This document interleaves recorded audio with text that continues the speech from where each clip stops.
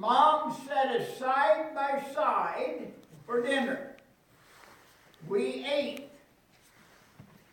The next Sunday, the rumor was this lady here said to her mother, "Please don't set me beside him, please.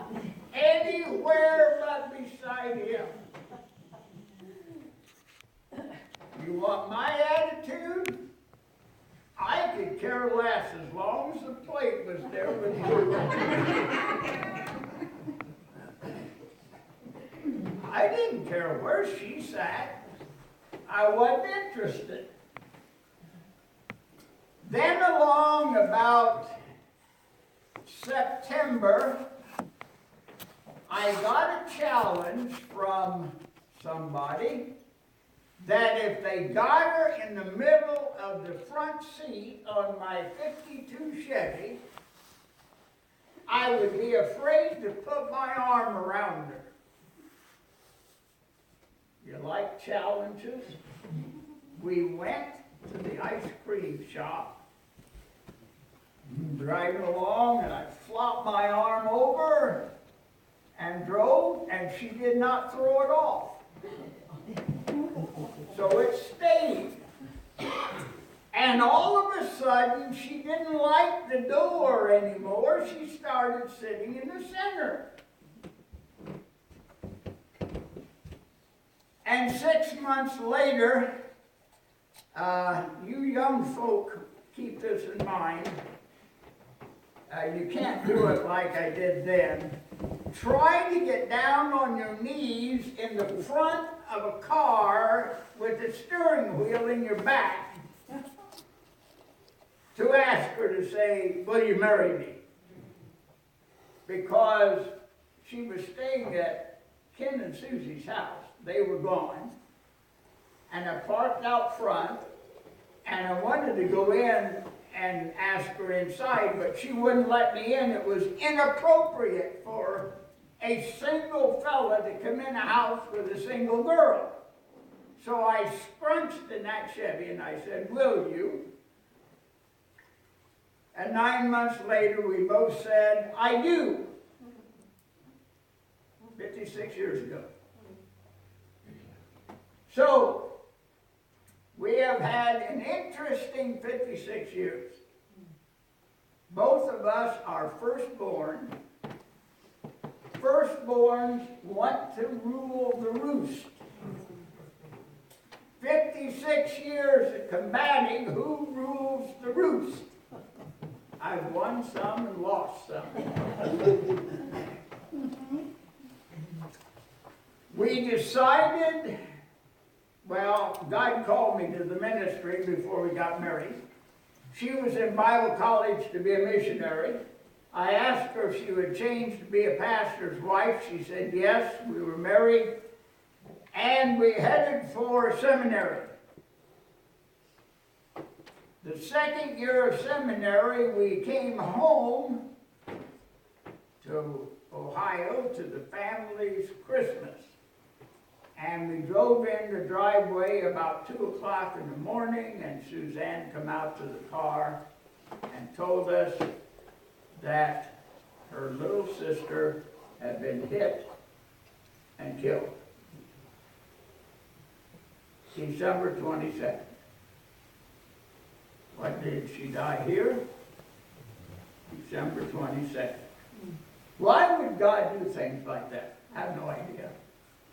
But it's interesting to try to figure God out. Because the loss of Nancy Howland bugged her all of her life. We struggled with it. Well, we went to seminary, and she tried waitressing to help out with the bills. And it took 2/3 of her waitressing to pay the babysitter. And I said, to my opinion, it was a waste of time. I found somebody that needed a paper typed, found out she could type 65 words a minute in the old manual typewriter accurate. I'm now amazed at that. So she became a typist and made good money. She even typed all the notes I took in the 6 years I was in seminary. She would ask me questions. What does this mean? So I teach her. So she got part of my education also. So as we started in the ministry, she became my assistant in that in every church we had, she started a children's church, was co-worker with me in Bible school, and one of the things I like dealing with teenagers, they have the same problem I do. They like to eat. And it was fun having the teens come to the house, and we would supply cheese pizza. And they would bring whatever else they wanted to put on. And it soon became a challenge to them. Let's fix up something the pastor won't eat. Now I hear you guys chuckling because those of you who know me understand that's a near impossibility. So, working with kids is fun. If you really want to find out how good your arm is, try, we had a visitor in the church, had a baby wouldn't behave.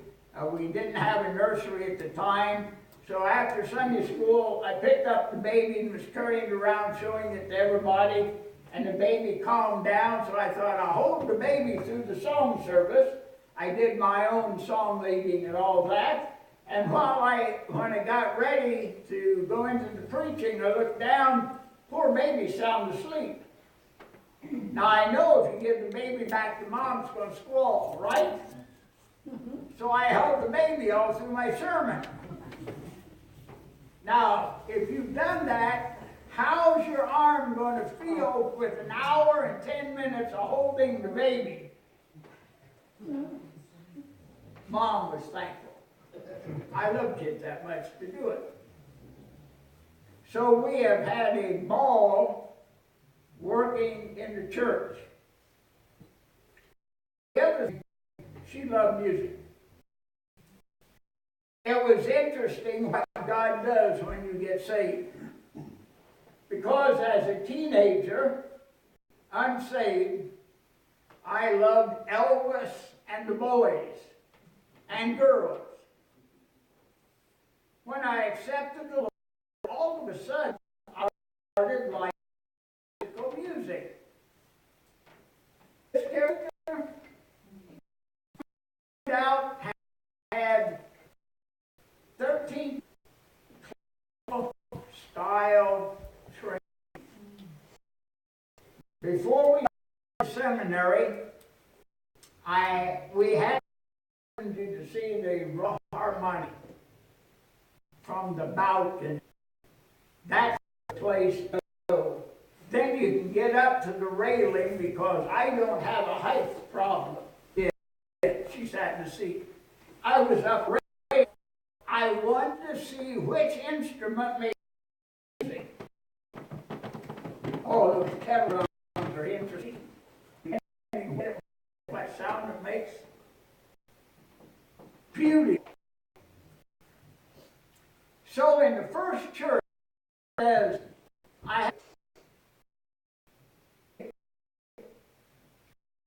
wife says she has an idea, good or bad. What would you think if I played classical notes for the offertory? That's no problem. Week, a little Beethoven for the offertory. Two people in the congregation recognized everybody else thought it was beautiful music, had no idea what it was. So that became a part of the offertory. Every once in a while we did a little classical. And there's here that she played the back hall for at a special service of theirs. And she done that quite often. This woman had an ability that I have never figured out how she did it. I've always been a music leader as well. So I've been singing a song, and in the middle of the song, think we need to temper the emphasis of my message. So I would stop. We need to change. You know what I did? She would start playing the direction I wanted. I hadn't said anything yet. How did she figure it out? Okay, she's a woman. Women always figure things out, right? She did time and time again. Knew whether I was going fast. That was fun, having a musician that could do that. We had fun learning songs. Lousy at timing. Beautiful at finding out the notes. Now, I studied enough at school to know that, you line, every good day does fine. This is F-A-C-E. Take it to the piano and do it. I can sit there and I can go 1, 2, 1, 2, and I at the time play music, sort of together on. Then last church in North Carolina decided she wanted to try something out musically. She was teaching a murder and her daughter, but not at the same time. One on one night, another night. I knew it. I stayed out of the house while they were doing their thing. Then she come up with another idea. Women have ideas. Dear, I'd like to do. Can I go for the oratory next week? Anyhow, right? Oh, I won't. You say okay. So I said, do it. I'm going to try to be humorous with this, and those of you who like humor ought to be good. My wife and daughter, okay? All sitting on the same piano bench. If you can see that, that's humorous. I had to figure out how meant. And so, hand was the same keyboard. They interrupt each other, but they did. And they got a standing ovation.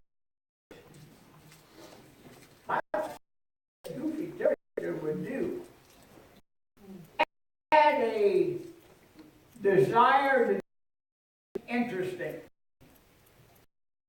Then the thing that happened changed.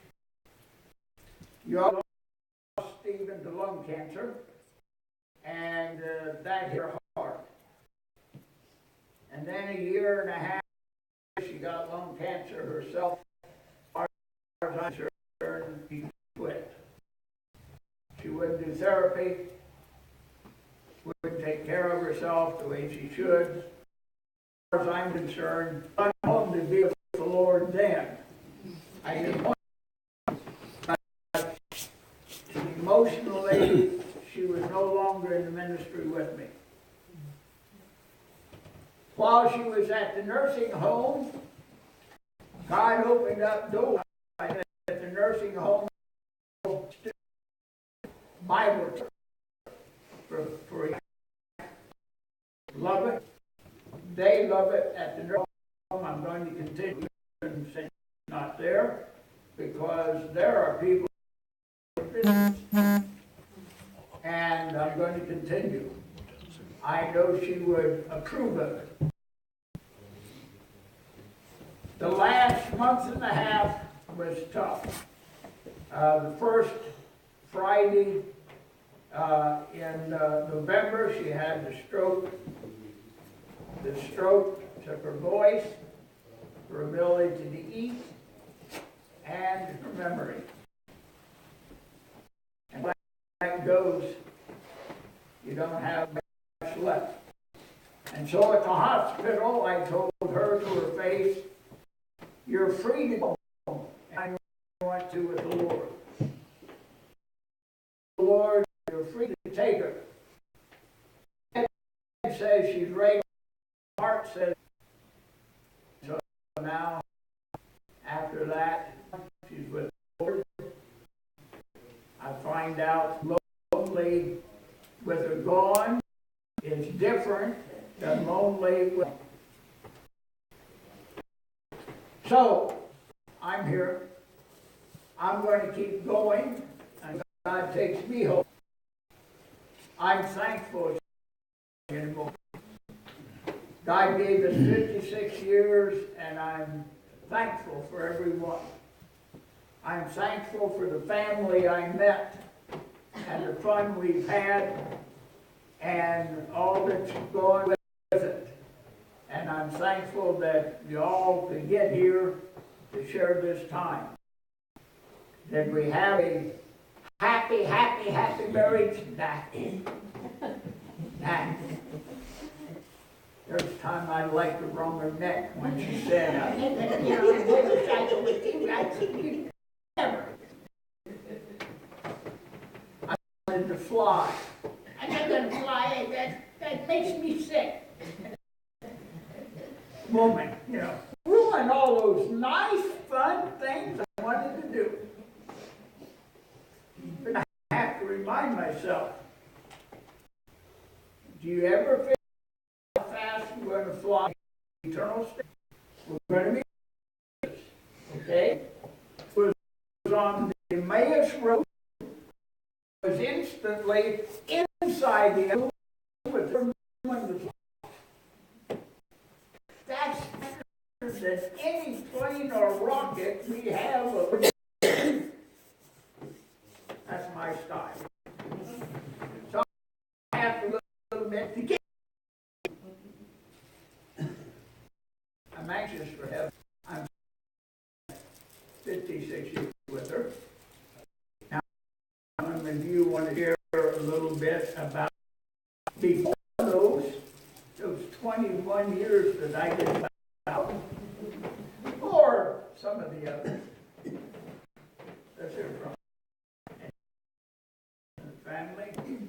You married her.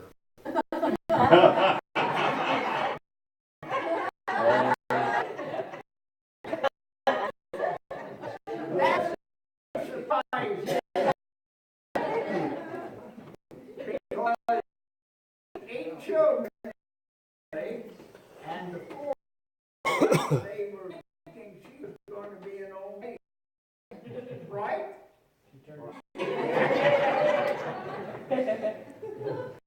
Made a great team. You two made a great team.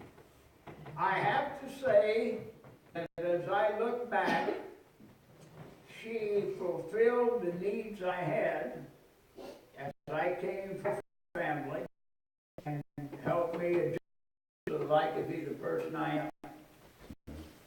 When somebody says it's a good that makes a good man, she made me better. I will say that. She did. I'm thankful for her.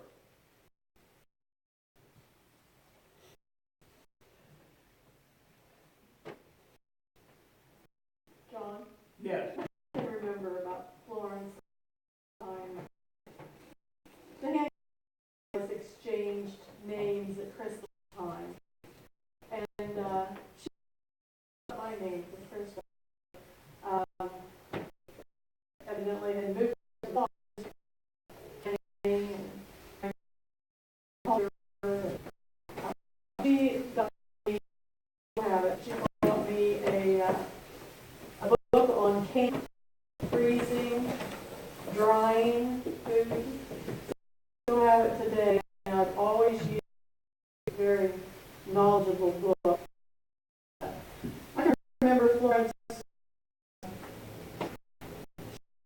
was eight, and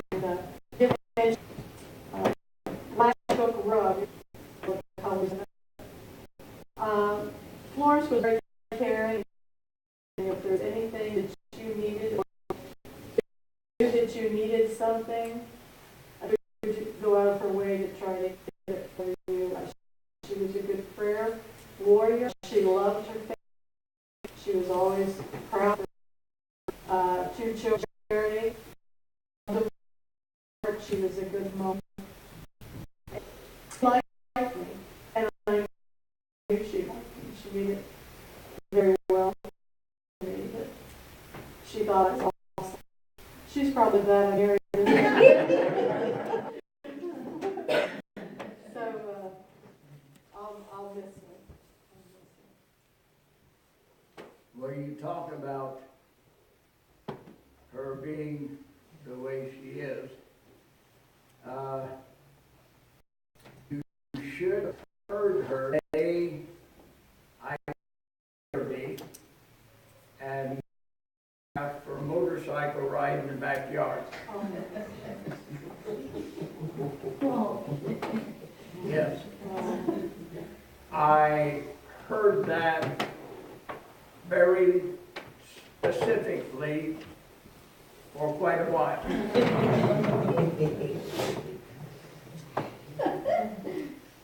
And for some reason, all the grandmothers in the congregation heard it too, and was on my case. So yeah, she kind of liked her kids. She doesn't like ketchup on her ice cream either. She liked ketchup on everything else almost. That's what my granddad said. Granddad asked her if she wanted some ice cream. She was staying with him for a couple of years. And so he had ice cream every week. Lauren, would you like to have a bowl of ice cream? Yeah. So she went out and fixed the ice cream. And or he did. And she was watching TV or something. And, they only had about one channel. But anyway, when he came back in, he had the ice cream covered with ketchup. What's this? And she went ballistic.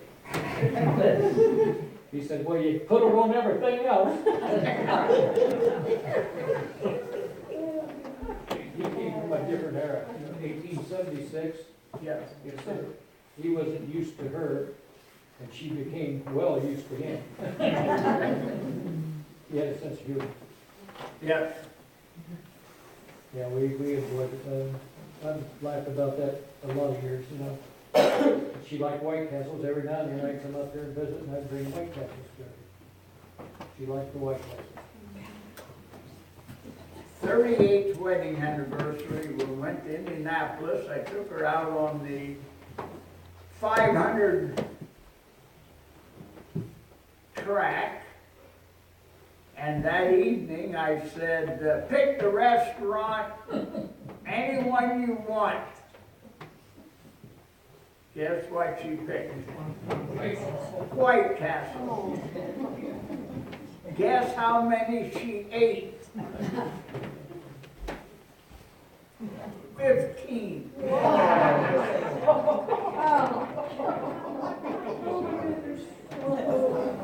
They were good for a week.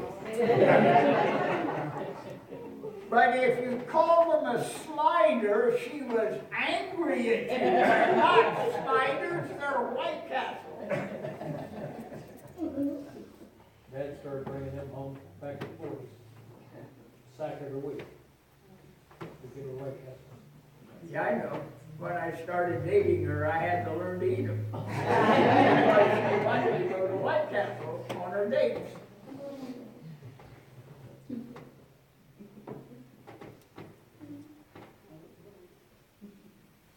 See what I'm gonna miss?